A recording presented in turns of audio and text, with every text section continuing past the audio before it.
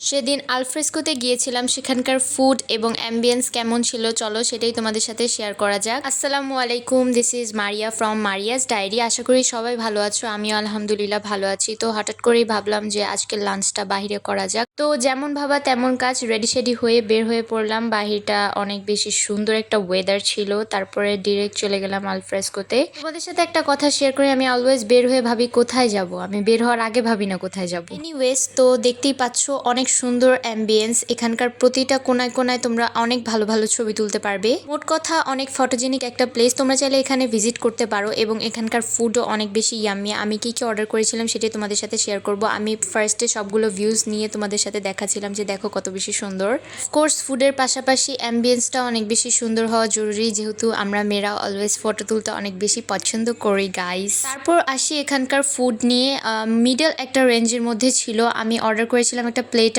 এবং একটা শর্মা প্লেটার, দুইটাই অনেক বেশি মজা ছিল। আমি কিছু অর্ডার করিনি, কারণ যদি আমার পছন্দ হয় তাহলে সেখান থেকে আমরা আবার আরেকটা অর্ডার করব। ফার্স্টে রাইস প্লেটারটা সার্ভ করলো, এটার প্রাইস 580 টাকা। অনেক বেশি মজা ছিল, এক একটার থেকে এক একটা অনেক বেশি ইয়ামি। তারপর এটা শর্মা প্লেটার, দুটোই অনেক বেশি মজা ছিল। যদি আমি বলি তাহলে এখানকার ফুড ওয়াইজ রেঞ্জ দিব আমি হচ্ছে 10-এ 8।